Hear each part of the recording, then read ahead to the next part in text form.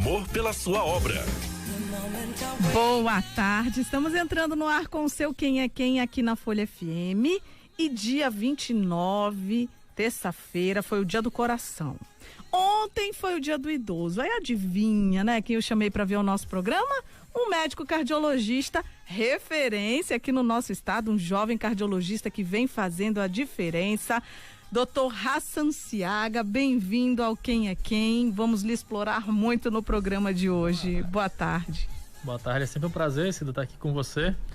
E vamos lá, né? Estamos aqui para ajudar. Você esteve aqui comigo tem o quê? Uns 2 meses, né? Eu acho que por aí já. Foi no meio da pandemia que você veio nos dar entrevista, falar como é que estava aí o atendimento na tua clínica. Sim.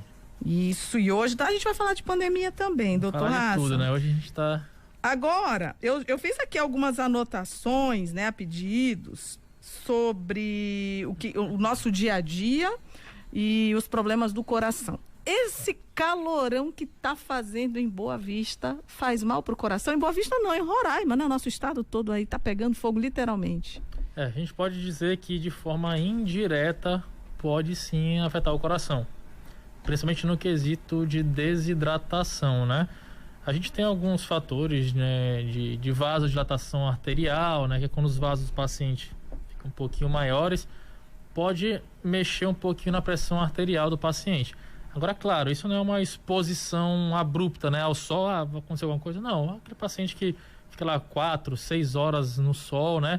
Ele pode ter realmente um desconforto, fazer o coração acelerar um pouquinho. O coração acelera no calor? Acelera no calor. Então, ele vai ficar bem desconfortável, vai acelerar. Então, o paciente que tem aquela pressãozinha um pouquinho alterada pode desencadear algum problema mais sério. A desidratação também pode dar um pico pressórico ali a primeiro momento, né? Então pode afetar de forma indireta o coração, mas diretamente assim até então não há nada que comprove isso, mas vamos dizer assim, pelas beiradas, sim. Então o que a gente precisa fazer nesse calorão para proteger o coração? Primordialmente, só a priori dar uma hidratada boa, né? Não deixar de ingerir bastante líquido, né? Preferencialmente a água, né? Pode tomar bem gelado? Pode. Geralmente a água bem gelada, ela até ajuda mais a saciar a sede, né? Tem esse conceito de que a água gelada cessaria a sede, mas você consumir água de qualquer temperatura também não tem problema. O negócio é ingerir líquido, né? Ingerir uma água de coco, né? Porque você vai... Quanto mais você bebe água, mais você também tende a suar, mais você perde eletrólitos, né? Perde muito desses sais que a gente tem, né? Potássio, perde cloro, perde sódio. Então é bom você também dar uma revezada aí entre um suco, uma água de coco, também para se manter o equilíbrio hidroeletrolítico que a gente chama, tá? Então, temos que nos cuidar no calor, porque o coração também pode sofrer. Sofre mesmo. Com o que o coração sofre mais? Fora as desilusões, que isso aí a gente vai falar depois, doutor. O que mais causa danos ao coração? Olha, a gente tem bastante condições que podem acometer o coração. Mas se a gente fosse trabalhar com algo mais comum, vamos dizer, né, da população, seria a hipertensão, a diabetes e as dislipidemias, que são os famosos colesteróis alterados, né? Isso aí são o que mais realmente acomete inicialmente o coração, para desenvolver outras doenças que a gente não vai estender muito isso, né? Que aí começa a ter realmente a questão de aterosclerose no coração, o paciente infartar, mas sempre tem as doenças pré-existentes, que a gente chama de comorbidade, que vão culminar numa doença mais prejudicial, né? Mais que debilite mesmo o paciente, né? Então essas doenças aí têm que ser controladas para não afetar o coração. Isso, é o começo do fim, isso aí, vamos dizer, né? A pessoa não controlar, por exemplo, muita gente não tem esse conceito em mente. A pessoa chega, não, eu sou hipertensa, e a gente até brinca assim na residência, quando na residência médica, a gente falava, tá, você é hipertensa e diabético, então você já está em cuidados paliativos. A pessoa já olhava aquela cara, mas é porque você já está em paliativo. Você não tem cura para isso até então. Então você tem um controle daquilo como vai controlar para o resto crônica da vida. Exato, então vai controlar. Existe uma fase da vida que pode até diminuir essas cifras, pelo envelhecimento, realmente, como pode até piorar. Então a tendência é que não suma mesmo. Aí a pessoa vai contar com um pouquinho de sorte aí nessa modificação, né, dessa doença. Isso a gente falando de uma coisa irreversível, né? Por exemplo, existem hipertensão que é para a obesidade, existe a pré-diabetes ali por questão da obesidade, mas tem gente que tem a parte genética mesmo, né? No caso, 90% da hipertensão é genética, aí é irreversível, não tem como você mudar o teu código genético, só nascendo de novo, aí não tem jeito. E aí tem que controlar. Tem que controlar e ser bem firme nisso aí mesmo. A pressão arterial, ela está diretamente relacionada ao coração, aos batimentos cardíacos, doutor? Não, a pressão arterial, ela tem algo que regula, né? O coração é um dos reguladores ali que vai mexer com a hipertensão, mas você também tem as mediações pelo vaso sanguíneo, você tem a mediação renal, então você tem N coisas que fazem parte do mecanismo do regulatório do pressórico, tá? Então, não é só o coração, não, então. Não é só o coração, não. Tem vários pontos aí. O principal é realmente o coração, é o principal, mas eu estaria mentindo se eu não falasse que tem todo um time por trás aí. Tá? Perfeito, então. E o diabetes? Qual é a relação direta dessa doença com o coração? O diabetes, ele por si só, ele é uma doença multi, né? A gente tende a falar, acontece vários distúrbios metabólicos em cima da diabetes. Muita gente acha que o distúrbio só é realmente da glicemia, né? A glicose. A glicemia, quando eu falo, é a glicose do sangue. Muita gente acha que é só por causa daquela alteração do açúcar e aí é isso aí, pronto. Aquela alteração de açúcar, ela vem de diversas lesões que a diabetes faz. Então, ela é multifatorial. Ela não é só por causa do nível de açúcar. Ela tem outros acometimentos. E, por exemplo, no coração, ela acelera o que a gente chama de processo de aterosclerose, que é a formação de placa de ateroma, de gordura ali nos vasos sanguíneos. Então, você cresce com uma velocidade X, a diabetes multiplica aí por 30x esse processo de evolução de formação de placa e obstruir uma artéria do coração e você infartar, por exemplo, né? Então, ela acomete ali de forma direta também, realmente o coração, de forma indireta e direta. E a gente tem que dizer que o paciente diabético é um paciente todo inflamado. O que quer dizer isso aí? Pelos cristais realmente do açúcar e pela questão multifatorial da doença, o paciente está em constante conflito entre ele e a doença. Então isso desgasta muito o paciente. Ele tem uma queda na imunidade, por isso que a gente vê bastante o paciente que pega Covid e é diabético descontrolado, ele tem um curso bem ruim da doença, porque ele já está gastando ali energias, né? Abre aspas, está gastando exército combatendo aquela doença ali, e chega uma oportunista como o Covid, já recrutou todos os adultos, vamos dizer assim, né? Já recrutou todo o exército e sobrou quase nada para se defender.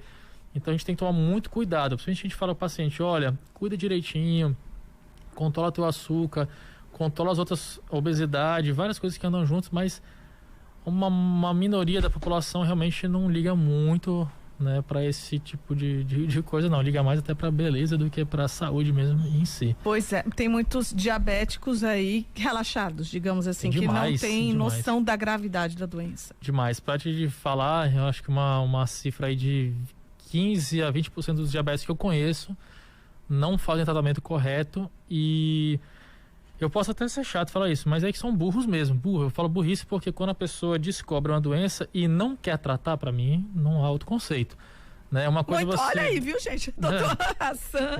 Vamos dar uma aloprada. Tá doente se você não se cuida, porque você não ama a sua vida. Não ama a sua vida. Então, assim, uma pessoa que você não ter a oportunidade de ir ao médico é uma coisa.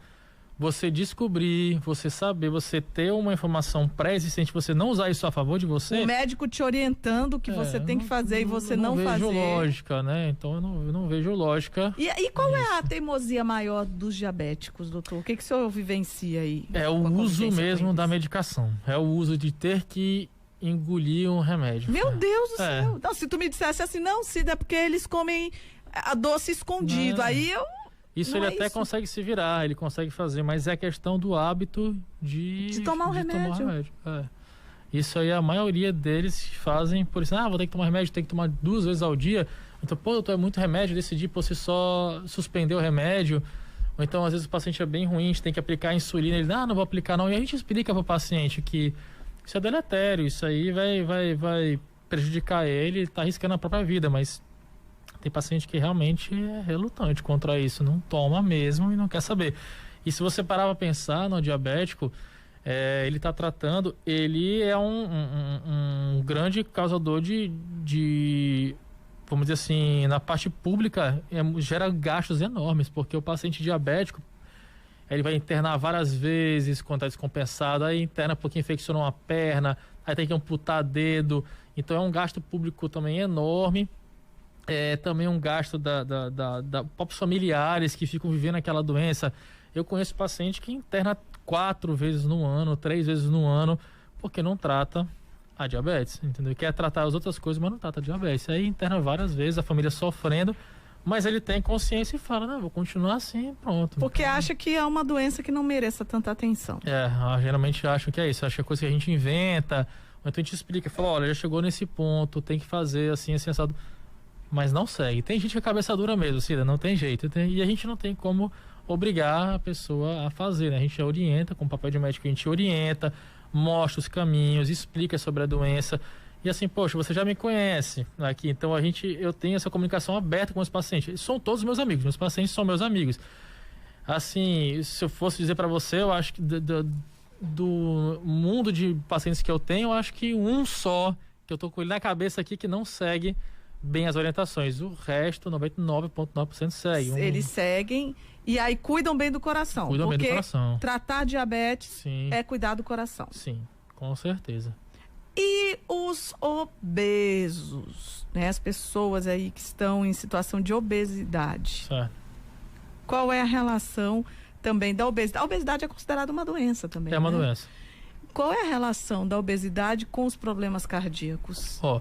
A obesidade, ela é uma grande causadora das comorbidades que afetariam o coração. Por exemplo, a gente tem várias classes de obesidade, né? E eu não vou minuciar muito isso aí, mas principalmente a obesidade central, ela é uma das principais causadoras de problemas cardiovasculares, porque ela atrapalha na dislipidemia, no caso, ela faz distúrbios do colesterol, que ajudariam a fazer a formação de placa, né, de aterosclerose no coração.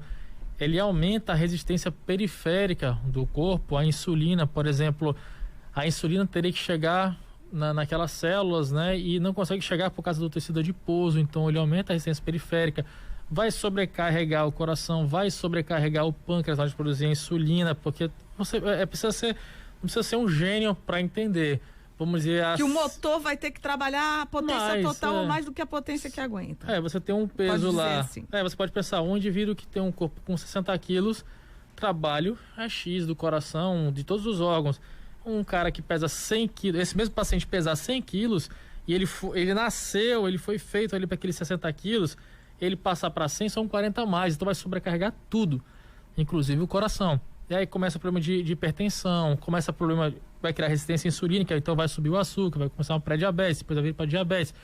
E aí isso vai só de fora para dentro, chegando até no coração. Realmente, de fato, se a gente fosse pensar nu e cruamente, é isso, vai pelas beiradas até chegar no coração. Isso afeta mesmo, não tem choro nem vela. Agora, doutor, como é difícil manter o peso ideal? Demais. Muito difícil. Quem tá me ouvindo aí, né? O Riover não, o Riover é elegância em pessoa, aqui nosso Riover é o operador de áudio. Jotinha, tu sofre pra manter o peso ideal, Jota Ribeiro? Sofre? Eu sofro, gente, eu nem sei qual é meu peso ideal, mas sofro quando eu me peso. Todo dia que eu olho para aquela balança, aí a minha ilusão é que eu tô ganhando massa muscular, e é por isso que meu peso não diminui. Olha, mas sabia que grande parte da culpa não é só nossa. Grande parte da culpa é da nossa mamãe e papai, quando a gente é bebezinho. Quando a gente nasce. Por exemplo, a gente vê muitas famílias estragando as crianças, dando refrigerantes, né? Então, assim, o que acontece? A gente tem uma fase... Eu não tô querendo crucificar produtos, tá? Mas, por exemplo, você tem uma fase de produção de números de células corpóreas, tá? E não é diferente com tecido adiposo, tá? Então, assim... Você tem lá um valor X de tecido adiposo, que se você não estimular, vai ficar com aquele valor X mantido, né? Vai crescer um pouquinho ali no valor normal, mas se você estimular aquele crescimento, por exemplo, encher a criança de doce, encher de refrigerante e tal, aquele processo de número de células, que era para ela ter, vamos botar um número fictício, 10 células, claro que eu tô diminuindo em milhões, né? 10 células, você estimula, fazendo ela ficar gordinha naquela fase de de 1 ano até ali 6, 7 anos, você vai estimulando ela. Aí aquela célula que era para ter 10, ela tá com 200, vamos dizer assim. Beleza, tá 200, quando tá criança tá tudo ok. Só que elas são 200 que são o mesmo tamanho. E aí quando você ficar adulto, você começar a fazer aquela reserva de gordura, você não vai reservar só com 10 células, agora você vai usar as 200 que você tem para fazer as reservas da tua má alimentação. Então, tem essa parte culpada da mãe, do pai, né, de estimular isso. Tem a questão da amamentação, que você também fizesse uma alimentação correta, você também te preveniria a obesidade. E tem a questão genética também? Tem questão genética. Pai magro, mãe magra? Não é uma verdade absoluta, mas já vai ajudar bastante. Não é uma verdade absoluta, porque você pensar em pai magro, mãe magra, é porque ela teve alguns hábitos, a grande maioria é hábito. Ela teve hábito na infância que a mãe... Não pode isso, não pode aquilo. Então ela vai passar isso. Agora, doutor, você tá falando e eu lembrando aqui da minha infância, eu era magrela mesmo, que a mamãe me dava biotônico Fontoura com aquele treco. Eu tomei muito isso aí, ó. Tu também, porque os pais da gente achavam que a gente tinha que ficar mais rolicinhos, né? E a nossa geração, porque você é mais novo que eu, mas a gente, não tinha tanta gente gordinha na nossa época. E olha, você não é gorda nem eu, nós somos magros, e a gente teve esse hábito a gente não engordou, a gente não era muito gordinho na infância, a gente era magro. Agora, por que tinha... E preservou isso. Naquela época, eu não lembro de tantos colegas gordinhos na escola, nem amigos da família, enfim, e nem de familiares gordinhos. E hoje a gente se depara com tantas crianças acima do peso. Com certeza. Então, tu vê que o hábito influencia bastante. É o que a gente come mesmo, é o que está lá no supermercado. A genética influencia. Mas se tu parar a pensar, o papel da genética, vamos dizer, influencia bastante nesse número celular também. Então, por exemplo, se você atingir uma obesidade aí, eu vamos dizer, até eu aloprar, porque começar a comer desesperadamente e subir meu peso, vai ser muito mais fácil para mim e para você voltar a esse peso normal do que a pessoa que tem 200 células, aquela que tem 10. Para ela perder peso vai ser muito difícil. E o paciente, uma vez obeso, ele sempre é obeso. A gente fala que é uma doença, definiu, mas eu emagreci, pesava 150 quilos, agora estou pesando 60. Você ainda é obeso. Apesar de você ter abaixado o seu peso, você ainda é considerado um obeso. Bobeia para te ver, 1 mês volta bastante já. Ai, tem que manter essa vigilância então. Tem. Por isso que aqueles bariátricos, a gente fala, tem que estar com psicólogo, tem que acompanhar com o médico, porque ele é um obeso eternamente. Então por isso tu vê que eles fez bariátrica, poxa, mas tirou um estômago quase que todinho e já voltou a ficar gordinho de novo. Porque não seguiu com a psicologia. Porque o estômago ele pode aumentar de novo depois que... Ele aumenta um pouquinho, sim. Ele pode dar uma dilatada, porque a pessoa continua com os mesmos hábitos. O corpo, ele vai se adaptar. Né? Tudo adaptativo. Então, se você não tirar daquele paciente na mente dele de obeso, na mente dele de gordinho, ele vai continuar comendo a mesma coisa e ele vai forçar cada vez mais o estômago dele e vai aumentar de tamanho novamente. Não vai crescer a proporção que era anteriormente, mas ele cresce um pouquinho mais. Volta a ficar obeso. Tem jeito, volta a ficar obeso.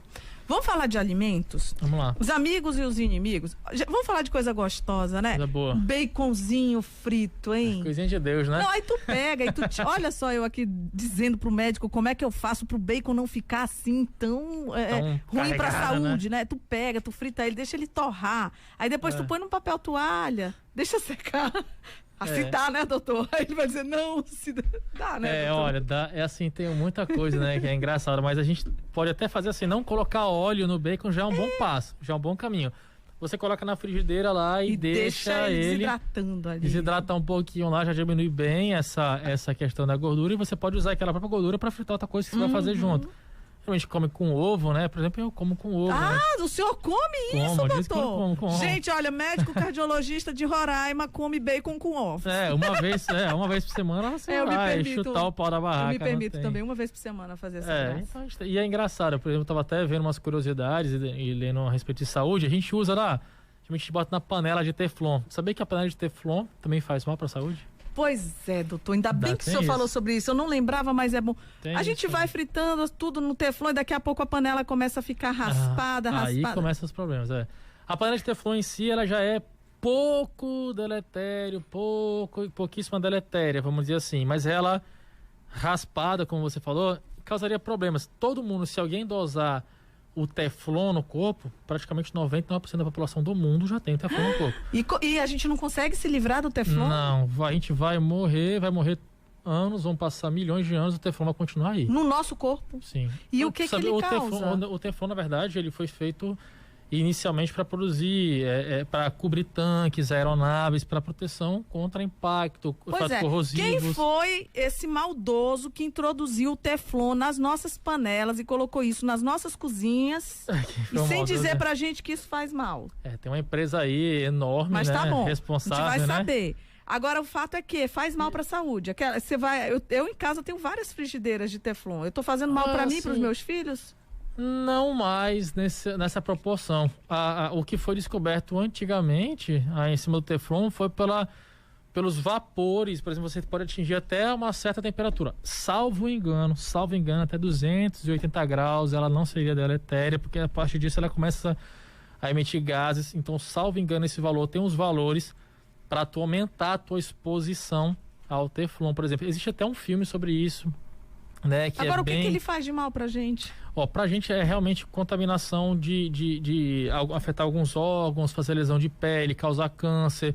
Realmente, para a criança, que foi o mal descoberto na época, que foi mais nascimento com defeito congênito, lábio leporino, outros efeitos teratogênicos, que até aborto e morte, né? E nos adultos, realmente já começou a tendência mais de câncer de testículo e outros cânceres, né? Mas isso assim, hoje em dia é pouquíssimo o reflexo disso aí, né? Inclusive tem muitas panelas hoje, você comprar lá, você vê lá, tem na ausência de Teflon, eles trocaram esse porque agora usa a cerâmica também. Tem cerâmica, e até as próprias de Teflon tem lá dizendo o polímero que não tem, porque no Teflon ele é a mistura de polímeros, e um desses polímeros que eram mais deletérios. Ah, entendi. Ele ainda existe. Porque, presta atenção, meu ouvinte querido, você é desses, que aí você vai lá e frita um bifinho, aí você pega a farinha e passa ali naquele restinho que ficou da carne e tal, aí na hora que tu raspa aquela panela, aí vem um pouquinho no Teflon, porque acontece. E achei legal isso que tu falou das panelas, realmente tem até uma classificação de panelas. Eu não sou nutricionista, não vou falar isso com muita propriedade, tá, pessoal? Vou deixar isso bem claro. Mas é bom chamar atenção. Mas eu sou um cara muito curioso e estudioso, então eu já estudei muito sobre isso aí também para ver, porque a gente dá algumas orientações, né? E eu vi sobre isso, panela de vidro seria melhor, por exemplo, mas o risco dela é a temperatura trocar, ela explodir, né? Por exemplo, você tá no calor frio, né? E tem de cerâmica, mas tem a questão do preço, tem de ferro, ela favorece algumas coisas, o alumínio é bom para umas coisas, mas pode também prejudicar outras, então você tem uma classificação. Mas de uma forma geral, pelo que eu li, o que me parece ser a de vidro é a mais neutra da história. É neutra ela, e a de cerâmica até então são as melhores. A gente começou falando de bacon, né? Aí a gente chegou nas panelas. Legal, né? Mas é assim mesmo, tem que... Mas então assim, um baconzinho uma vez por semana... não tem problema não. Não tem problema. E o ovo? O ovo foi vilão, agora o ovo é herói de novo. O ovo faz bem pro coração? Tudo que for usado de forma correta faz bem. Até a água em exagero faz mal. Pra você ter noção. Então a gente tem que tomar cuidado com as quantidades. Aquele ditado de que o excesso faz mal é verdade, pra tudo. Isso pra tudo da vida. Até que a gente vai falar de coração, até um amor excessivo, absurdo, né? Doentio faz mal pra caramba. Então, assim, a gente pensar essa questão da fritura, poxa, uma vez por semana, a pessoa vamos dizer assim, chutar o pau da barraca, não vai fazer mal, e inclusive pode até fazer bem para essa pessoa. De que forma? A pessoa melhorar o ânimo dela, porque a parte psicológica também, ela destrói o corpo todo, né? Destrói o coração também. Destrói. Então você tem que ter um equilíbrio de tudo, né? Você não vai, agora é o dia do lixo, então eu vou comer tudo. Geralmente o que eu faço, abre aspas, no meu dia do lixo, né? Eu sigo como nutricionista e excelente, né? Então assim, meu dia do lixo eu faço assim, por exemplo, num sábado. Eu vou lá, tomo a minha geladinha de vez em quando também. Mas assim, tomo a geladinha no sábado, né? Mas nada em excesso, como eu falei, seguindo todas as orientações. E aí, no jantar, me permita um sanduíche, uma pizza. Mas no almoço, almoço e café da tarde, eu fui mais tranquilo. Lindo e belo. Agora, ali, essa questão da cervejinha, doutor. Cerveja faz mal pro coração?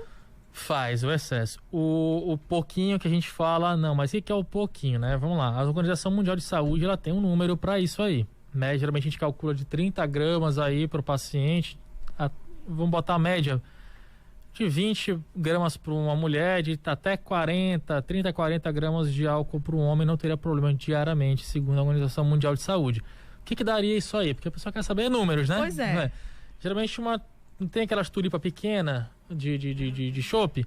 Até 3 aquele por dia não faria mal, vamos dizer assim. Por dia. Mas aí dia. a pessoa não vai tomar todo dia. Não vai tomar todo dia. Aí 2 latas de cerveja para um homem, perfeito. Para a mulher é 1 lata. Destilado, 25 ml para o homem. Entendeu? Então, assim, é bem pouquinho. Só pensar, o cara fala, então eu vou acumular, né? 2, 4, 6, 8, 14 latas, então no final de semana, né? Aí já muda um pouquinho. Aí geralmente o cálculo pega as 14 latas, divide por 2, dá 7 vezes 85%. Geralmente 5 latinhas naquele final de semana não vai ser um efeito deletério, assim. Tem gente que protege o incidente, não pode álcool. Agora, claro, não pode álcool em algumas situações, tá? Que é proibido completamente algumas doenças específicas. Por exemplo, o cara que tem uma doença do coração, uma miocardiopatia alcoólica, por exemplo, cara, aí tu sabe que pra ele é um veneno. Tu não vai falar, não, pode tomar um pouquinho. Aí já é loucura. Agora, assim, o cara, não, o paciente teve lá um infarto leve, tá bem compensado. Tu não vai restringir ele um dia só tomar uma latinha de cerveja? Não tem o porquê, não vejo. Agora, não há nem consegue? explicação científica pra isso. É porque eu não bebo, gente. Eu sou chata mesmo. Meu vício é Coca-Cola. A pessoa para é horrível, né? Pois é. Agora, se a pessoa... Eu consigo tomar uma lata de Coca-Cola e tô feliz. Agora, a pessoa que começa a tomar cerveja, ela consegue ficar feliz só com uma latinha? Depende da pessoa, né? Depende da pessoa. Por exemplo, o cara, tem muita gente que faz. Eu tenho um amigo que ele faz umas artimanhas, né? Inclusive, eu lembro na época que a gente era bem pobre no início. E aí eu lembro que a gente ia sair, aí quando era mais jovem, aí a gente falava, rapaz, bora sair, mas ninguém janta, que é pra gente tomar só 3 latas e ficar, né, já no grau já da cerveja, feliz. né? 2 latas já estamos, já tem corre. Isso mesmo? Se ficar sem comer, já fica alegre? Já fica alegre. Então, assim, isso aí quando a gente era bem de mais humilde, fazia, né? isso, e para poder economizar no gasto, né? E agora depende muito de cada paciente. Tem gente que tolera mais, tem gente que tolera menos, né? Por exemplo, um paciente obeso tolera altíssimas doses de álcool até sentir o efeito prazeroso, vamos dizer assim. Mas aí tem que dosar. E quanto mais a pessoa bebe, mais ela fica, mais ela aguenta, assim, pro álcool não fazer efeito nela? Não existe nenhum estudo sobre isso aí. Nenhuma eu acredito, Hassan, acredito que seja realmente a pessoa conhecer os seus limites. Então, a pessoa, tudo é, vamos dizer assim, emocional. A gente é emocionalmente envolvido. Então, às vezes, assim, você bebe uma... Você lembra a primeira vez que você ficou tonta realmente de um porre? Vamos dizer, eu só fiquei uma vez na minha vida, foi no meu chá de panela, meu Deus do céu, nunca mais. Então, assim, eu me recordo a primeira vez que eu fiquei tonto, né? Vamos dizer assim, foi desesperador no início. Primeira vez, foi desesperador, porque eu falei, cara, perdi o controle total do meu corpo. Eu tinha ali meus 19 anos, aí fiquei... Gente, me vestiram de tiazinha, só pra vocês verem como eu tava descontrolada. Então, pra te ver, e aí naquele impacto, tu fala, não, nunca mais. Eu falei, e nunca mais. Não, e aí você aprende que aquele é teu limite e você sabe que não precisa ficar tão preocupado assim. Aí você aumenta mais uma lata. Na próxima bebida você sabe, não, já vou chegar naquele ponto. Então você vai aprendendo com o seu corpo os seus limites. Então, eu acredito que tenha mais essa questão também, né, do envolvimento psicológico do paciente, até onde eu sei lidar, até onde eu sei lidar com isso, entendeu? Então é melhor não beber. E aí e o peso corpóreo. Qual é o mal que que o álcool causa ao coração? E quais são os benefícios? Porque também tem benefícios, né? Não é porque eu não bebo, gente, que eu vou ser chata pra tirar essa alegria de você que gosta de tomar uma cervejinha e um vinhozinho, né? Sim. Por exemplo, tem estudos que falam, né, afinal o sangue não é isso exatamente, né? Afinal o sangue, não, nada vai afinal o teu sangue assim não. Não sei se tu tome um anticoagulante, vamos dizer, né? Mas a questão é, você tem algumas propriedades no álcool, por exemplo, como eu falei, aquelas doses, 25 ml, ou então no máximo 2 latas. Ele tem alguns processos ali dentro, efeitos anti-inflamatórios, né? Que vão te melhorar um pouco a questão de inflamação corpórea. Você tem envolvimento psicológico, então assim, que vai te deixar mais relaxado. Então, se você parar para pensar nessa fase aguda, ele até ali tem um pouquinho de benefício ali, vamos dizer, você fica mais relaxado, melhora a pressão, cai até um pouco a pressão arterial no efeito agudo do álcool, naqueles momentos iniciais do álcool, até essa dose que a gente preconizou. Você ultrapassar isso, ou ser um habitual, ou ser um crônico, você vai ter efeito rebote e vai ser hipertenso. Não tem gente perguntar, se eu tomar uma lata, vai ficar boa, a minha hipertensão vai piorar? Não. Uma lata no dia só, mas eu sou hipertenso, eu vou tomar, vou Já morrer. quer tomar como remédio? O cara fica doido, né? O cara fica louco. Então, assim, a gente nunca, em hipótese alguma, vai aconselhar o álcool para substituir o remédio. Ah, mas eu li, muita gente vem lá comigo. Eu li que no início ali, ele cai um pouco a pressão. Então, se eu continuar tomando, vai fazer? Não.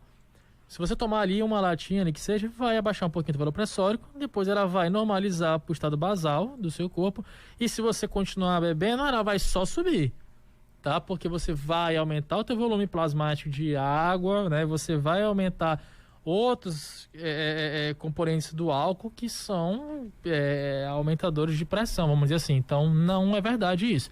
Naquela fase aguda, sim, mas ela é passageira, curto, rápido, não tem nada de benefício, assim, de trocar um remédio pelo álcool, não. Nunca a gente vai encorajar ninguém a fazer isso. Aí, deixa eu mandar um beijo. Eu não vou dedurar ele, não. Vou dedurar? Será? O Pio. Beijo pro meu compadre Pio. Uma vez o Pio tava com problema de saúde.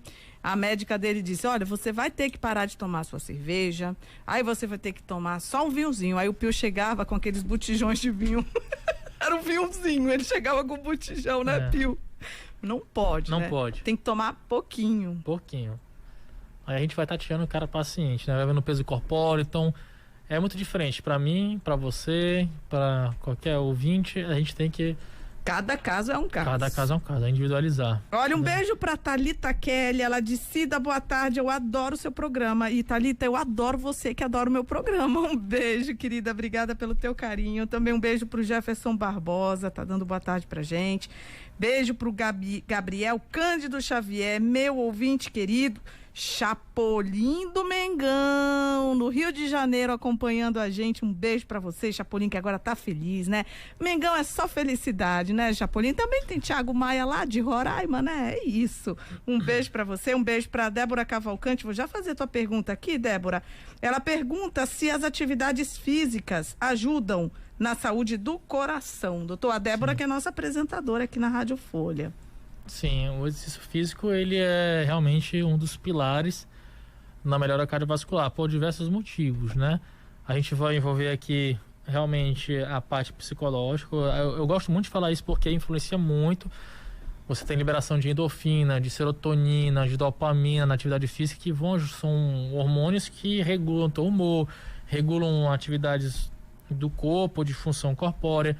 Você também tem a adaptação do teu corpo a situação de estresse. Como você está fazendo ele de forma eletiva, controlada, você prepara o teu corpo a uma pior situação, né? Isso é uma verdade. É igual, pensa no maratonista, ele treina diariamente para ele poder depois aguentar uma coisa mais estressante, uns quilômetros maiores, uma explosão de velocidade. O coração também passa por isso. Aí, você prepara ele para algumas situações depois que você precisa futuramente. A pessoa que não faz atividade física e que começa a praticar intensamente, subitamente, intensamente, está sendo deletério. Não pode. Não pode, não só para o coração, como para todas as articulações. Tem que ir devagarinho. A progressão deve ocorrer. Como tudo na calma. vida, você não aprende o alfabeto de uma vez. Você aprende as vogais, depois você passa para as consoantes. Tudo é um processo lento. Você não pode ser hipócrita. Tem paciente que chega com 50 anos, tá com 100 quilos, ele levou 50 anos para engordar 100 quilos, ele quer perder em 50 dias. Não pode. Não existe isso. Você não pode fazer, você tem que ter um preparo, né? Inclusive eu jogo bola 2 vezes na semana, por exemplo. Eu vi várias pessoas passarem mal no futebol porque faz uma vez na semana e quer dar aquele... Quer ser o atleta mesmo, melhorzão lá. Aí passa mal mesmo, passa mal, pode até morrer, pode até fazer uma arritmia complexa de estar despreparado. Então tem que treinar o coração. Então, atividade física. Atletas de fim de semana, cuidado. O que eles têm que fazer, o atleta de fim de semana, fazer a atividade física uma vez por semana, nem faça. Nem faça. Aí vai lá, é por isso que eu digo, outra vez que ele veio aqui, eu disse, doutor, o senhor é o médico protetor dos maridos que gostam de jogar bola e que gostam de pescaria, isso, né, mas doutor? Tem que ter uma rotina, né? Então, fale, quantas vezes o homem tem que jogar bola por semana? 3 vezes na semana. Olha aí, olha. Beleza. 3 vezes na semana seria um número legal. Aí os homens vão pegar essa entrevista, né, e vão mostrar para as esposas. Olha, foi o doutor Hassan que falou, tem que jogar bola 3 vezes por semana. Vamos botar assim, a literatura ela protege, por exemplo, vamos colocar no quesito hipertensão, que a pessoa fizesse 3 vezes na semana atividade física, você estaria como forma de prevenção. E se você tem hipertensão já, para você ter efetividade de tratamento, você teria que fazer atividade física 5 vezes na semana. Geralmente o que a gente preconiza 150 minutos por semana. Aí divide por 5, dá 30 minutos diários, né? Para você ter aí uma efetividade. Logo, segunda, quarta e sexta para prevenção, 30 minutos em cada um. É uma partida de futebol, assim, que você tem os fora, né? Sai, entra de novo, 30 minutinhos ali, fica bacana. Por que eu falo isso? Existem vários problemas, não só cardíaco, que envolvem atividade física extenuante, aleatória, vamos dizer. Quando você faz exercício físico uma vez só, o cara que é jogador de futebol de final de semana, no outro dia nem levanta da cama, né? Morrendo de dor. Todo remendado. Todo remendado. Eu tenho um exemplar desses. Pronto, aí você cheio pensa... daqueles salompas, assim. Pois é, o que ele fez com o corpo dele? Ele fez algum lucro? Nada. Ele só acordou arrebentado. Então vou liberar o Donis pra jogar 3 vezes por semana lá no show de bola. E eu te garanto que ele vai ficar bem melhor. Tudo. Todos os quesitos dele. Não vai ter mais tanta dor, não vai ter mais tanta lesão articular, não vai ter, porque ele vai ter uma rotina, o corpo dele vai se preparando. Então tu pensa, o cara jogou futebol no domingo. Aí ele acordou lascado na segunda-feira. Iniciou o processo de reparação tecidual, tal, na quarta-feira, quando ele já começou a ficar bem curado, ele volta no domingo jogar de novo para machucar tudo de novo. Então o ideal é repetir isso. É repetir porque cria-se uma memória. Senão... Aí não vai sofrer mais tanto. Não vai sofrer, não. Vai ficar bem melhor. 3 vezes por semana, pelo menos. Para quem aguentar 3 vezes na semana, pelo menos. Aí, como é um esporte muito competitivo, né, tu tem que estar bem mais habituado, já tem que estar bem no avançado para você fazer isso. Então, assim, você fazer 2 vezes na semana o esporte que você gosta de futebol, mas você fazer nos dias o recreativo, caminhar, fazer um Cooper leve, ir pra academia malhar, excelente. Você conseguir manter isso. Junta uma coisa com a outra. Agora a gente já viu jogadores de futebol morrendo subitamente em campo. Sim. O que é isso, doutor? Acontece por vários motivos. E jovens, né? Acontece por vários motivos. O que são mais conhecidos, realmente, é o cara infartou por hábitos ruins, né? Uso de drogas, essas coisas.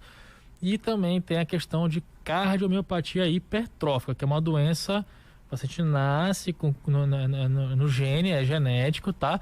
E aí eles envolvem o coração fica, vamos abrir aspas aqui, bem maçudo, hipertrofiado mesmo, de uma forma patológica mesmo. E aí ele tende a ter arritmia complexas, né? E aí na hora da corrida ele faz um esforço, faz uma arritmia e morre subitamente. Isso aí tem bastante. Inclusive foi a minha tese da residência médica. Foi minha apresentação de trabalho para me fazer a conclusão, né, do curso. E eu coloquei muito sobre isso aí, peguei vários exemplos. Então, assim, a cardiomiopatia hipertrófica, tanto que o paciente que tem essa doença, seja no estado inicial, a gente sugere que o paciente não faça mais esse tipo de esporte. E a pessoa identifica como? Como você sabe que tem? Tem a questão eletrocardiográfica, né? E principalmente ali no ecocardiograma. Salvo algumas exceções, a gente acaba apelando para uma ressonância magnética, mas geralmente já na ecocardiografia a gente já finda aí 99% das vezes a gente identifica. Aliás, em que fase da vida a gente deve procurar um cardiologista? E de quanto em quanto tempo a gente... Muito relativo, essa pergunta é bem relativa. Geralmente eu falo para o paciente, qualquer sintoma você vai procurar o cardiologista. Qualquer sintoma cardíaco, cardiorrespiratório, procurar o cardiologista. Quais são esses sintomas? Cansaço, falta de ar, algumas palpitações, dorzinhas no peito, qualquer tipo de dor, fina, leve, aguda, grave. Sentiu desconforto, é bom você ter um basal. Sentiu dor no peito, então não pode perder tempo. Não pode perder tempo, cansaço fora do habitual, uma fraqueza fora do habitual, tem que investigar, né? Às vezes o paciente também tem muito formigamento, tem que investigar. Aquela sensação de desmaio o tempo todo também tem que investigar, né? Então isso vale a pena. Isso para todo mundo. Agora, uma idade, se fosse colocar um número mágico, acima de 40 anos, maior ou igual a 40 anos, é obrigatório. Fez 40 anos, tem que dar uma geral. Inclusive no cardiologista. Inclusive no urologista para fazer o toque, né? Ainda tem essa, né? Que os homens também coitado, resistem. Né? Olha, deixa eu mandar um beijo aqui pro Maurício Soares, está em Belo Horizonte, e ele disse que lá tá quente, doutor. E aí, não olha sabe só. Não, né? Ele não sabe não que é quente, né? Vem aqui pra te ver o que é calor, Maurino. Aí ele diz, Cida, faz essa pergunta aí pro doutor. Tomar cerveja também é bom nessa época de calor? E aí, doutor? Aí olha, que tá, né? Doido que o médico diga, ele já liberou futebol 3 vezes por semana aí. Ó, esse meu ouvinte já quer que o doutor diga que tomar cerveja. É igual aquele vídeo daquele cara que falou sobre a pescaria, né? Você tem que ingerir bastante álcool. Se corrige logo a água, né? Não. Já viu esse vídeo? Engraçado. Não, mas... É um médico falando também. Ele devia tomar uma gelada nas pescarias. Mas, ó, não é bem assim, né? A questão do álcool, ele mais desidrata do que hidrata, né? Então, você pensar, você vai tomar aquela latinha de cerveja, inicialmente aquilo vai... Então, parece que te repôs, matou a sede por causa da sensação palatável do gelado, né? Do líquido entrando, não sendo um líquido salgado. Mas o efeito diurético dele, que corta o hormônio antidiurético, você vai ter uma diurese, vai perder muito mais líquido do que você ingeriu na latinha, por exemplo. E tanto isso é verdade que um dos principais curas da ressaca, então você ingerir água, né? Ingerir bastante água, porque uma das culpas da ressaca é a desidratação. Aquela dor de cabeça surreal que o cara tem da ressaca é desidratação. Ah, é? É. Então, se a pessoa tomar alguma coisa aí de bebida alcoólica e intercalar com a água, vai melhorar essa questão da ressaca? Vai, Provável. muito. Claro que o álcool tem os efeitos tóxicos, né? Tem efeito tóxico cerebral? Tem sim. Mas a desidratação aí é a principal culpada. Tanto que tu já viu, tem gente, assim, eu acho interessante, que já aprendeu isso aí. Aí toma álcool, aí quando chega no final da noite, ele já começa a ingerir muita água para não acordar de ressaca. Porque então tem assim, gente que já tem essa técnica. Já tem esse equilíbrio, já sabe a estratégia, né? Que a gente não vai incentivar, né? Cada um sabe da sua vida. Isso nem me cabe a mim decidir o que tu vai, quanto tu vai beber, quanto que o dinheiro é seu, faz, né? Se você quiser. Mas aí, tem que nessa tomar coisa... cuidado. O que a gente orienta é a parte da saúde, realmente, da parte cardiológica. Eu sempre converso, olha, não recomendo, é assim, assado. A gente fala, mas eu vou continuar tomando. Então eu falo, olha, eu não sou dono de você nem nada, mas eu tô te explicando o que é certo e o que é errado. Perfeito. Cabe a você tomar suas decisões, né? Pra gente finalizar esse bloco, e aquela gordurinha abdominal? Aquilo ali faz mal pro coração? Aquelas pessoas que tem aquele buchinho assim? O a pessoa buchinho, tem a perninha pochete, fininha e tal, todo magrinho, mas aí lá... O que foi, Jota? O Jota tá dizendo... É a pochetinha, é a pochete. Eu olhei pra ti, Jota. É a Não é pochetezinha. bullying, ele que disse eu aqui. Tipo assim, a pessoa é toda magrinha, braço fininho e tudo, e a barriguinha pá. É o pior.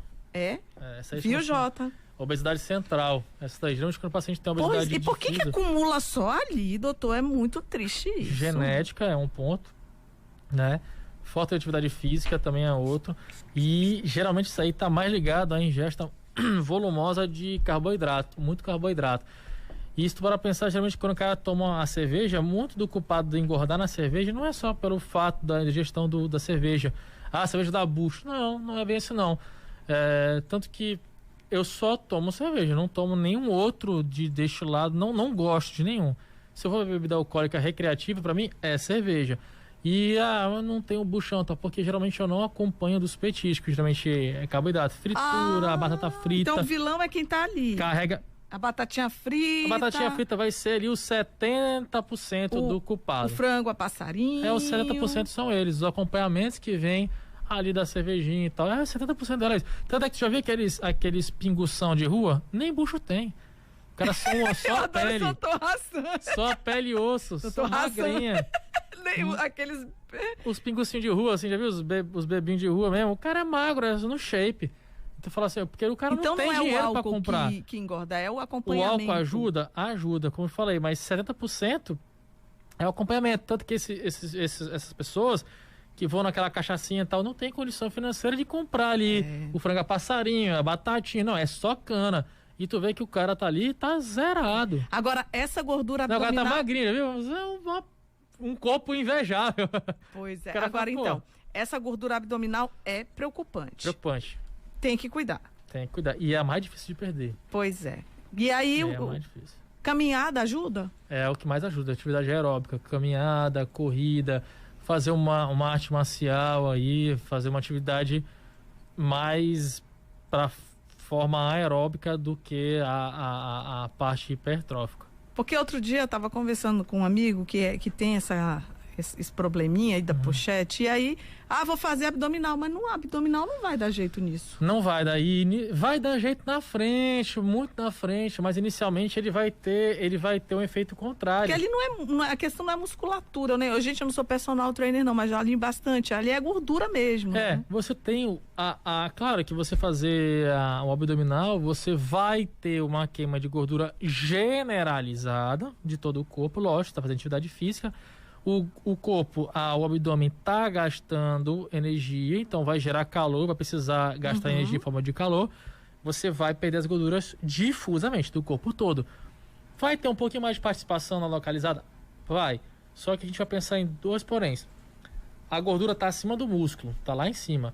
E a tendência inicial é da musculatura crescer. Então ela vai acabar empurrando mais ainda para fora. Meu Deus. A barriga vai ficar um pouquinho maior. Então se ficar com o músculo ali tinindo, vai aumentar a barriga. Vai aumentar a barriga inicialmente, porque vai crescer a musculatura, vai aumentar a barriga. Mas a gente tem que fazer outras... Porque assim, é um músculo muito pequeno o abdômen. Então se você usar a atividade aeróbica que usa as pernas, por exemplo, o dorso, que são musculaturas grandes, elas consomem muito carboidrato, consomem muita glicose. Então você vai acabar difusamente absorvendo mais.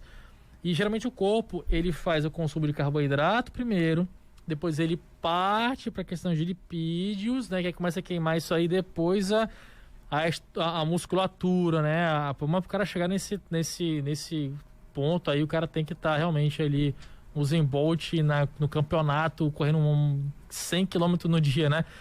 Então assim, por isso que tu ouve aquela história, faz 20 minutos de atividade física, agora eu vou começar a queimar gordura. Tem um fundo de verdade por causa disso. Você começa a queimar primeiro o carboidrato, depois vai pra gordura. A primeira reserva energética é essa. Então tem que começar. Tem, então, e músculo grande come muito carboidrato. Então se você quer emagrecer, malha a perna mesmo, vai ajudar bastante. Costa, peito, pedalar, malhar a perna, caminhar, correr. Músculo grande vai favorecer você perder mais rápido. Agora, claro, cansou, passa pros pequenos. O bíceps, um tríceps, o abdômen, são músculos pequenininhos, né? Comparado com tudo que tu tem. Perfeito. Viu, Jota? Gostou? Respondido? Agora eu vou pro intervalo comercial e daqui a pouquinho a gente volta e aí eu vou perguntar aqui do Dr. Hassan sobre infarto, né? O que caracteriza, inclusive tem perguntas aqui de ouvintes em relação a isso e também, doutor, o senhor falou no programa anterior com a gente, quando o senhor esteve aqui há um tempo atrás, sobre a síndrome do coração partido. Opa, isso aí. Né? Então, e outra, eu olhei agora para um amigo meu que estava há 9 meses sem ver a esposa. Como é que fica o coração assim quando você mata a saudade? Então tá bom, já eu volto com o seu Quem é Quem aqui na Folha FM. No programa de hoje estou conversando com o médico cardiologista Dr. Hassan Siaga. Boa Vista tá sempre ligada na melhor. Folha FM. Ficar em casa pode ser uma boa opção quando você tem com quem contar. A Mega Farma está cada vez mais presente para ajudar você a sentir-se mais seguro e tranquilo. Nossa farmácia está funcionando 24 horas para atender sempre que precisar. E não se preocupe, não quer sair de casa? A Mega Farma leva até você qualquer produto, em qualquer lugar da cidade. É só ligar das 8 às 23 horas, 4009-9000 ou 3014-2000. Mega Farma, sempre presente. O amor constrói sonhos e só quem tem cuidado pela sua obra pode oferecer os melhores produtos do alicerce ao acabamento. São materiais elétricos e hidráulicos, tintas, pisos e revestimentos, telhas, acessórios para seu banheiro, jardinagem, objetos de decoração e muito mais. Perim Casa e Construção, variedade, economia, super ofertas, atendimento especial e amor pela sua obra. Avenida Capitão Júlio Bezerra, 31 de março. Roraima já tem os melhores profissionais de saúde e eles estão aqui na Folha BV. Acesse guiasaude.folhabv.com.br. Marque sua consulta, localize o consultório e muito mais. Guia de Saúde Folha BV. Folha FM.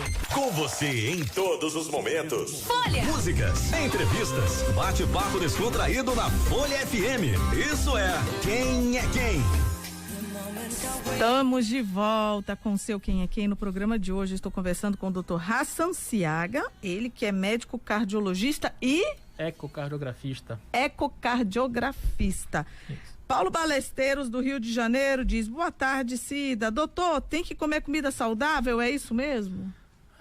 Mas de vez né? em quando, né? Pode dar uma escapulida, tá, Paulo? Assim, de vez em quando. Tem que procurar um nutricionista para equilibrar bem a sua dieta. Mas, como a gente fala, sempre é um equilíbrio, né, cara? Não é nem sempre, nem nunca, não. É porque aí também... Ai, gente, já pensou se tu comer só... Não dá. Aquilo que tu não gosta, mas que tu come porque faz bem, é complicado. Eu tinha um treinador de jiu-jitsu quando eu fazia, aí ele falava assim, na hora do campeonato, falava, Hassan, tu quer a melhor forma de emagrecer? Eu falei, quero. Ele pega a comida e bota na boca. É gostoso? Pode cuspir, que faz mal. Engorda.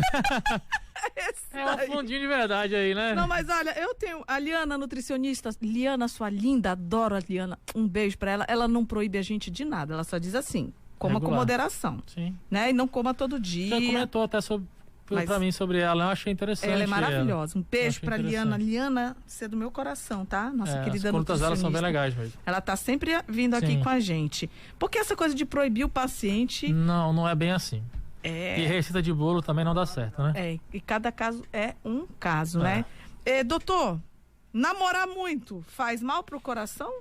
Não, em tese não. Depende muito, né? De cada paciente, de cada pessoa. Se você é um paciente saudável, você não tem nenhuma comorbidade, você não tem nenhuma limitação. Você pode fazer realmente livre, de forma livre. A gente falou assim, namorar muito, que foi a pergunta que eu recebi aqui, mas é manter relações sexuais. Sim, então, eu tô levando para esse lado. Realmente, se você tem relação sexual, se você é saudável, pode sentar a ripa, né? Tranquilamente, se for saudável. Aí, se utilizar o Viagra, como é que fica? Olha, quem tem problema no coração. Isso, aí a gente vai ter um ponto a esclarecer, né? O Viagra, pessoal, tem que tomar um pouquinho de cuidado na questão do Viagra. Eu já vi gente morrendo de Viagra. Sim. Por exemplo, Olha, morrendo de Viagra, né? Não já morrendo por conta do Viagra. Pode morrer. Principalmente assim, vamos dizer que você é um paciente saudável. Vamos começar com saudável. Você é saudável e jovem, você ingeria o Viagra, por exemplo, o Cialis, o que for dessa classe aí, você pode ficar cego na ingestão. Pode. Pode ficar cego? Pode. E aí é um dos efeitos, pode acontecer você ficar cego, você é um jovem, né? Assim, que acontece muito com o paciente jovem. Agora o paciente já adulto, isso aí já diminui bastante, mas você tem um aumento de pressão arterial, então se você tem uma comorbidade que você não sabe, você pode morrer. Então, assim, antes de você iniciar isso, tu tem que procurar um médico, saber se está tudo bem contigo, saber se está tudo certo com o motor, né? E agora, por exemplo, paciente, como ele falou, quem tem problema no coração, todas as doenças do coração proíbem? Não. Mas, por exemplo, a paciente que infartou, ele pode tomar Viagra? Pode. Mas aí, todo dia? Não. Eu vou calcular para o paciente, vou dizer quando ele vai tomar, como ele vai tomar. Não pode sair tomando. Não pode sair tomando. Mas... Não, o doutor tá querendo puxar sardinha para ele. Não. Tem pacientes que tomam algumas medicações, por exemplo, o paciente que toma um nitrato, que a gente chama de monocordil, que é para dor no peito, um de nitrato de subir, que é para dor no peito. Se ele ingeriu Viagra, é caixão. Ele tomou, faz uma hipotensão severa e refratária e ele vai morrer. Nossa. Então, assim, tem que ter cuidado, cada caso é um caso, não sai tomando assim, não vai na onda do coleguinha, eu sempre falo isso. O que é bom pro coleguinha pode não ser bom para você. Isso aí é verdade, tá? Então, por exemplo, muita gente pode tomar alguns remédios que eu não posso. Por exemplo, eu tomar dipirona eu morro. E, por exemplo, a dipirona não faz nenhum efeito para você de efeito ruim. Então, cada caso é um caso. Tem que saber, tem que se conhecer, tem que perguntar do médico. Aí vai toda uma história. Doutor, eu já tomei isso, tomei aquilo, tal. Posso, não posso? Tem que passar com o médico. Não é supetão, não. Não existe isso, não. Então, pode fazer muito mal, sim. Perfeito. Boa tarde, Cida, tudo bem? Estou acompanhando seu programa Quem é Quem. Quero saber quais os sinais de infarto e como identificar um paciente que esteja infartando. É a pergunta da Débora aqui da rádio. Tá. Débora, assim, existem vários sintomas do infarto, tá? Não é, assim, tão simples de identificar, mas, vamos dizer, na maioria dos casos, a gente vai cansar de falar isso, a dor no peito é a principal. Mas tem pacientes que também têm dores abdominais, como por exemplo, o coração ele acaba até aproximando ali, ele encosta no diafragma, quase não saiu, né? E aí ele tem uma irritação naquela região e o paciente acaba tendo dor no estômago, por exemplo, naquela região do estômago, né? Porque os mesmos nervos ali, eles são próximos, né? Então a pessoa acha que está com dor de estômago, na verdade está infartando, porque a pontinha do coração vai até lá. Às vezes o paciente pode ser até bem menos sintomático, mas ele fala, pô, mas eu posso estar aqui sem sentir nada, tá infartando. Não, não é bem assim. Existem pacientes, por exemplo, diabético, idoso, que não sente aquela dor excruciante no peito, mas ele já começa ali, olha, tô me sentindo um pouco mal, aí começa aquela sudorese, sem ter feito nada de atividade física. Você percebe aquela palidez mucocutânea, né? Você vê a boquinha do paciente meio esbranquecendo, né? Pode ter uma queda de pressão ali. Então, isso aí são sinais que podem estar tendo um problema no coração. Não é tão simples, mas se você parar para pensar, se tem algo diminuindo a força do seu coração, você vai ter algumas manifestações, tontura, vai sentir um pouco nauseado, vai ver a pessoa mais pálida, porque não está chegando sangue realmente. Então isso é um bom sinal do paciente que não tem dor, né?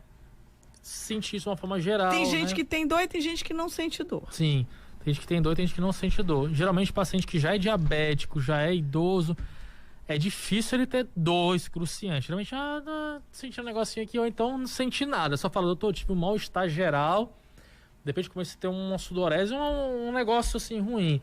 E eu quase meio que, sei lá, fiquei ruim, fiquei bem mal, vontade de vomitar. Esse aí eu falo, opa, vamos ver. Porque o paciente já de ser diabético, ele já é considerado alto risco para doença cardiovascular. Então a gente tem que tomar cuidado, valorizar. Ah, é frescura. Não pode falar isso. Tem que ir no médico, sim. Aí o cara fala, não, já tô bem, já fiquei bem. E aqui, qual é a referência numa emergência? HGR mesmo? Olha, isso é muito relativo, né? Mas se você não tem plano de saúde, HGR, né? Se você tem plano de saúde, qualquer hospital de ponta, você vai chegar lá, você vai ser atendido, porque a maioria dos mesmos profissionais que estão ali vão estar nos mesmos lugares. Eu digo aqui em Boa Vista, né? Por exemplo, não muda muito os pacientes, as pessoas que estão na HGR, que estão no Unimed, que estão na Lotte Iris, por exemplo. Então eu não vejo muito desse, porém São não. os mesmos médicos. São praticamente os mesmos médicos, né?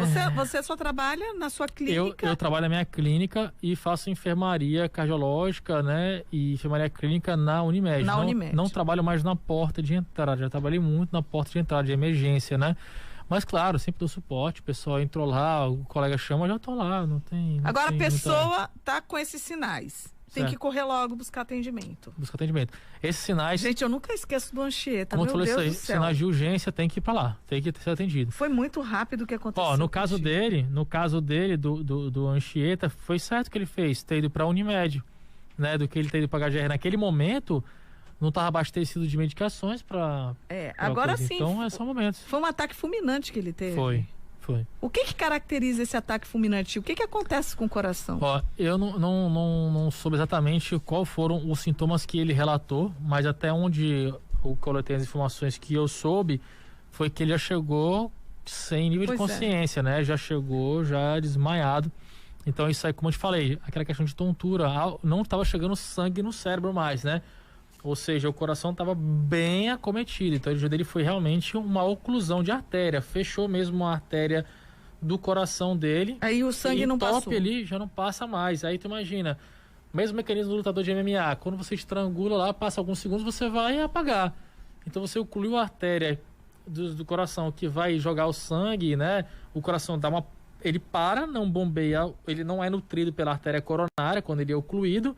Ele não vai bombear sangue, não vai chegar sangue pro cérebro, a pessoa vai desmaiar. Deixa eu te fazer uma pergunta bem lesa mesmo, assim, uma curiosidade que eu tenho. Tem alguma questão do coração explodir, assim, a pressão alta, o sangue e tal, e o coração da pessoa explodir? O coração explodir, não. Não é bem assim, não. Isso acontece, tu falar explodir, vamos botar assim no... Estourar o coração, enfim. Pode acontecer no cérebro isso aí, né? Você romper a artéria...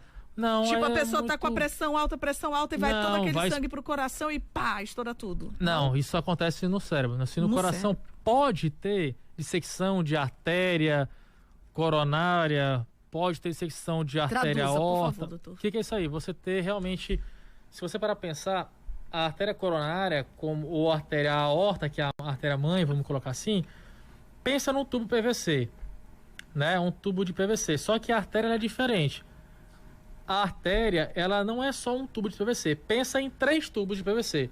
Um grande, um outro dentro dele e um terceiro lá dentro. Então tem 3 camadas, tá?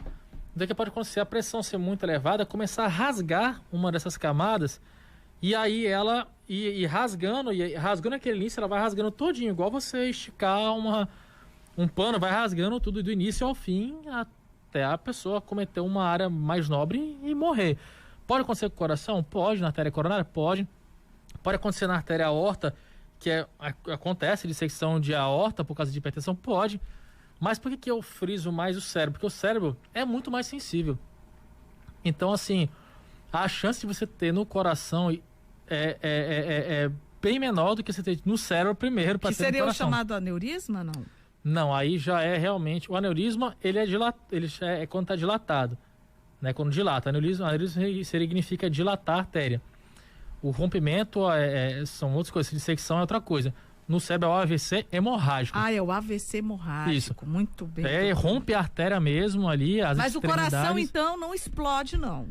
Não, a carne dele não, mas as artérias podem dissecar igual disseca na cabeça. Certo. Só que, principalmente, inicialmente, é mais fácil você dissecar os da cabeça do que do coração, mas pode acontecer nos dois. Agora, nesses sinais de infarto, a pessoa, então, tem que correr atrás do atendimento. O tempo vai fazer toda a diferença. Toda a diferença. Tempo é músculo, né? E aí, vamos lembrar os sinais? Dor no peito é um, falta de ar é outro.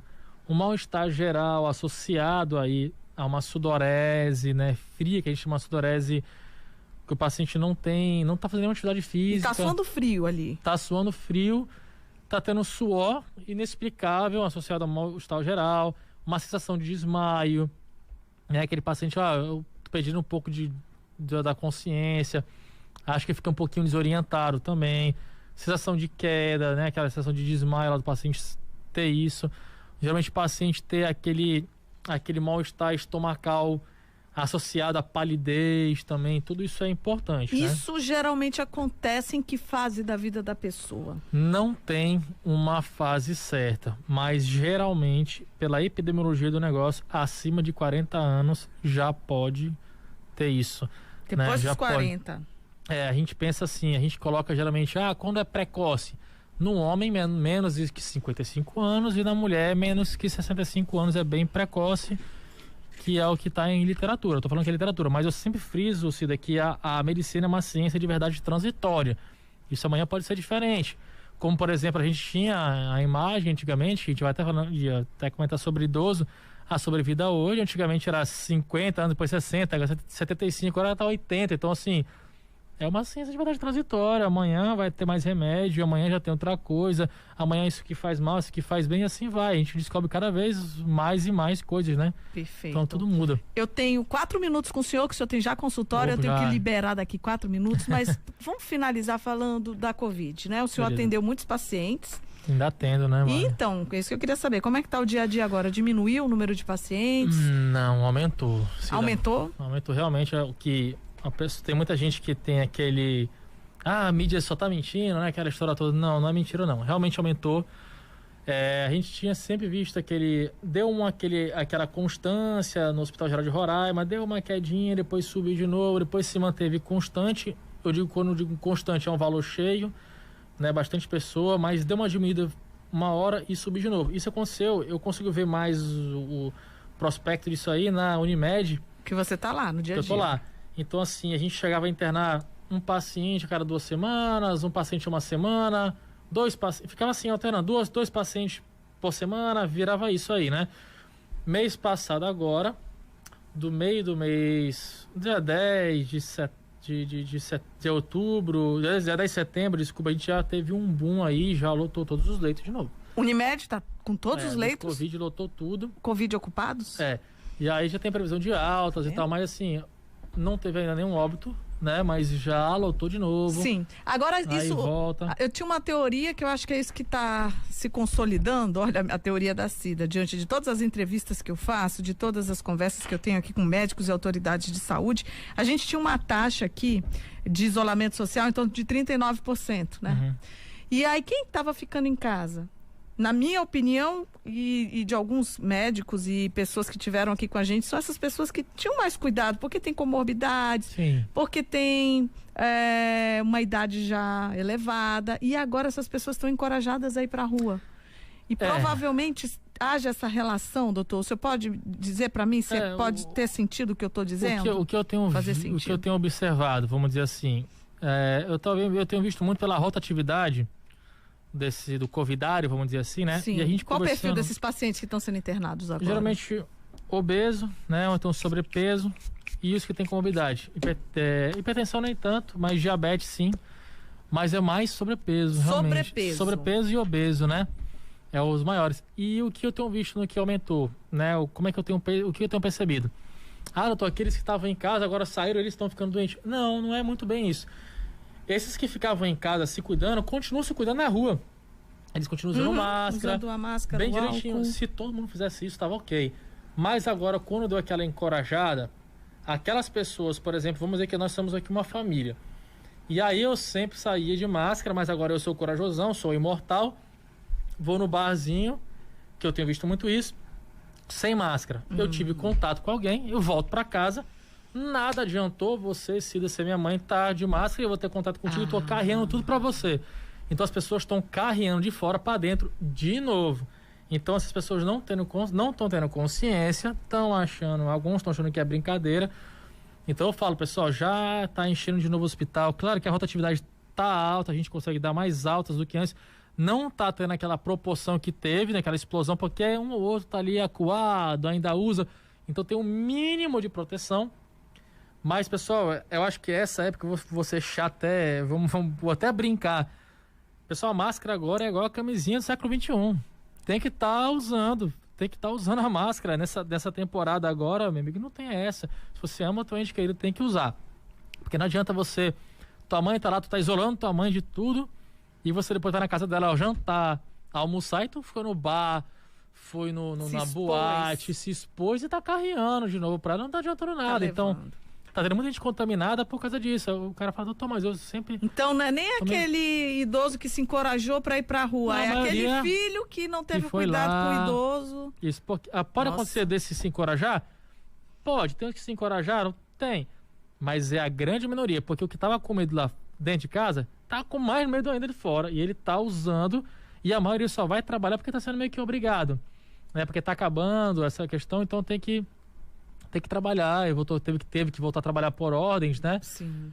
E assim, mas a maioria deles estão se protegendo, seguindo as mesmas coisas. E eu não acredito que a pessoa que está se cuidando, Cida, vai pegar doença. Realmente, olha, eu atendi, agora já tô com uns 400 e pouco atendidos. Eu nunca fiquei com Covid, mas eu nunca deixei de usar máscara, nunca também... Você não deu nem IgG positivo? Nada, não deu nada. Então, assim...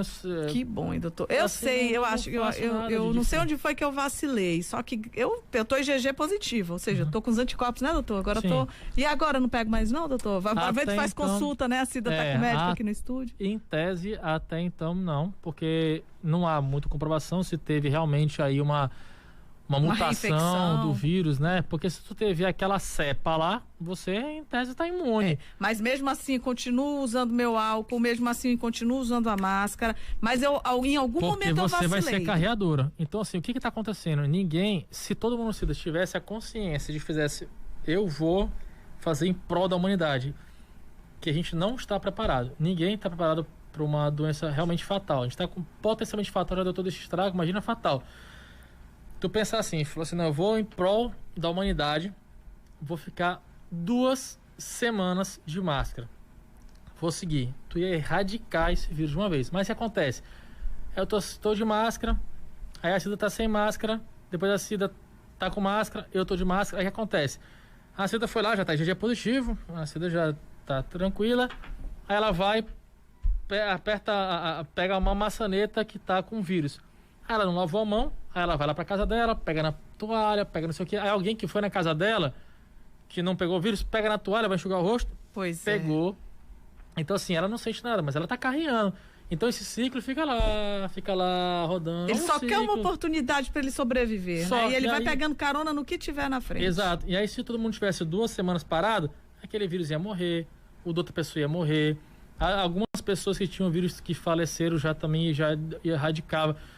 As pessoas que podiam perpetuar, ficasse 2 semanas com a máscara, ia quebrar o ciclo do vírus. Então, assim... Mas não deu certo, porque não foi todo mundo que acatou, né? Quando a gente fala aqui da nossa taxa de isolamento social, por exemplo, quando vinha trabalhar, assim, os primeiros dias eu vinha pra rádio, não tinha nada de carro na rua. Depois, uma semana depois, movimento. Terceira semana, parecia que não tinha nada acontecendo aqui. Aí a gente olhava a taxa de isolamento social, era essa, aí 40%, 39%. Assim, eu não gosto muito de falar a minha posição a respeito de quem tem que trabalhar e quem não tem que trabalhar, porque as pessoas julgam muito, né, nessa questão, mas eu acho que devia ter tido cuidado, acho que as pessoas têm que ter mais cuidados, né, naquele momento inicial, por exemplo, eu sempre protegia, falei, gente, não pode liberar acima de 80 anos, não pode de jeito nenhum, tem que tomar cuidado, mas assim, cada um tem a sua opinião, a minha é que as pessoas têm que fazer a sua parte, né? Não tem que levar isso na brincadeira. E olha, eu vou te falar, hoje de manhã eu vi cada cena, meu povo, pelo amor de Deus, gente, tem que usar máscara. Vocês pensaram que o vírus acabou? Não é porque a gente voltou a trabalhar. Eu nunca parei de trabalhar, essa é a verdade. Sempre me cuidei. Quando eu tive, eu testei, deu negativo. Quando eu fiz aquele teste PCR, que era para detecção do vírus, deu negativo. Aí depois voltei a trabalhar no governo e aí testei, deu positivo IgG. Graças a Deus estou imune. Em algum momento dessa minha vida, eu tive contato. Por que eu não caí? Cida, acredito que seja. Porque eu uso máscara e aí eu devo ter tido contato com uma carga viral pequena por causa do uso da máscara. Sim, e o meu álcool Glória, aí um beijo pro seu Eudes do álcool Glória. Eu só falta pegar fogo quando eu vou pro sol, de tanto álcool que eu passo, né? E aí eu acredito que tenha sido isso, porque se de repente eu tenho contato com uma carga viral mais alta, eu poderia ter ficado ruim, como a minha irmã gêmea ficou, né? Enfim. E aí vamos continuar, né, doutor, tendo esses cuidados aí. Tem vários, né? Tem vários, acho que parâmetros, por exemplo, uma coisa que a gente tem que ver, o pessoal, tem muita gente que parece que tem uma rédea, né? Fala, não, mas aí se eu não trabalhar, vou morrer de fome. Cara, a gente tem que ver vários vieses. Vários. Eu também sou a favor da economia, a economia tem que crescer também, porque senão gera mais problemas, gera mais violência. Mas tem então, que tomar cuidado, né? Tem que ter vários viés a analisar, muita gente quer avaliar um ponto só. Saúde, só saúde. Não, mas só saúde. Saúde também tem que ter economia boa para ter saúde, o cara tem que ter o pão para botar em casa para ter saúde. Então o cara tem que trabalhar também, tem que trabalhar. Mas o doutor tá falando que o cara tem que trabalhar, então ele tem que parar de isolamento. Não. Se o cara for trabalhar, cara que faça as partes dele, faz a parte dele, ser higiênico, faz as medidas preventivas.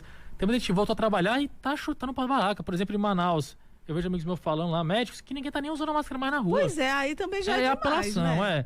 Então assim, não tem como tu falar que tu é a favor de voltar à atividade de economia se o cara tá chutando para o barraco, não tá nem aí, não tem lógica. Então a pessoa tem que voltar a trabalhar ali por causa disso, daquilo, de segurança e tal, N coisas que não vou entrar aí aqui no mérito, mas tem que fazer a parte dele, pô. Aí se você não quer fazer a parte dele, aí também não dá, aí só tem que ficar em casa, né? Convenhamos.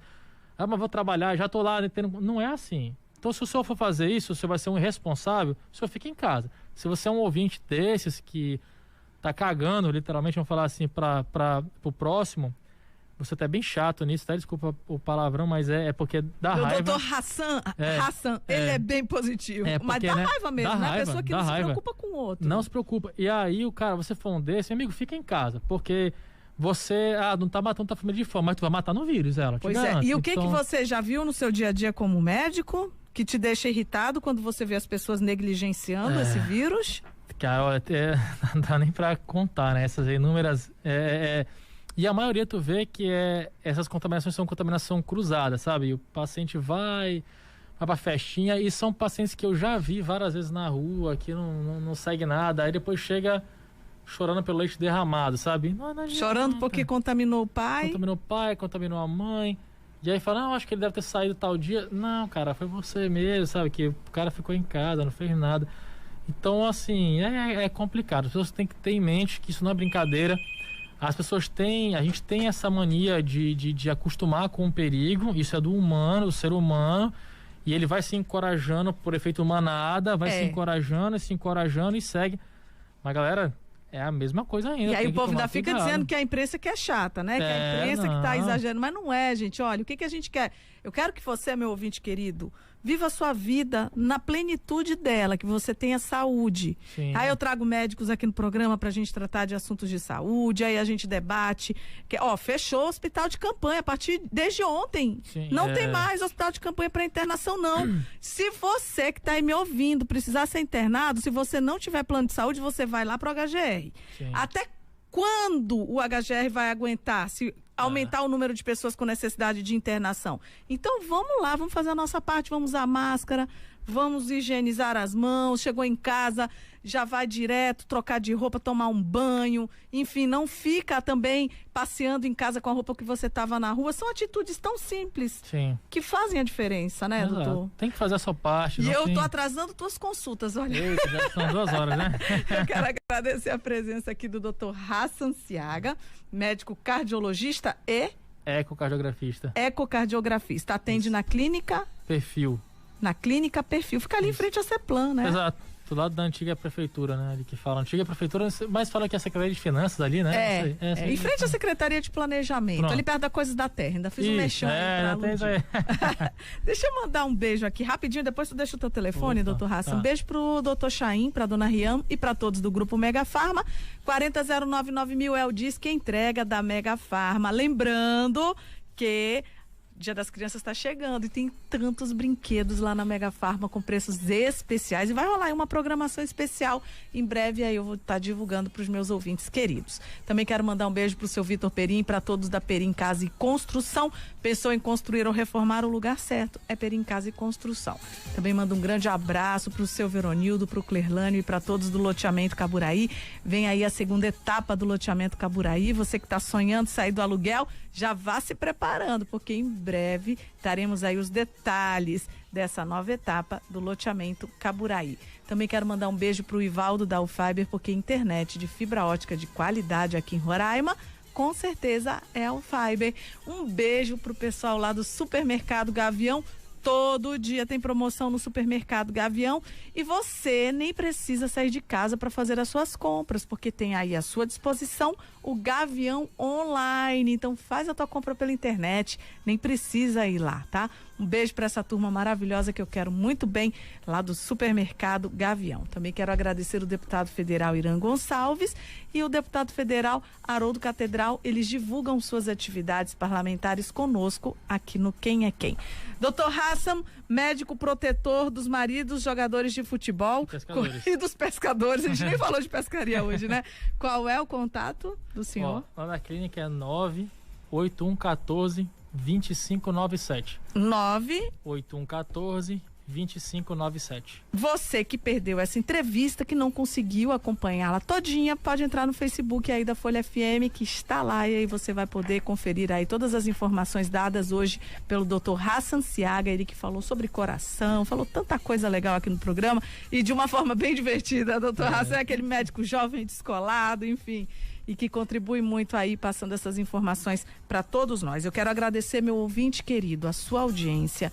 Desejo um final de semana abençoado, um beijo no seu coração e, se Deus quiser, a gente se encontra na segunda-feira a partir das 12h45 aqui na Folha FM, segundo aniversário do nosso estado. Vamos fazer um Quem é Quem especial em homenagem ao estado de Roraima. Eu conto com você.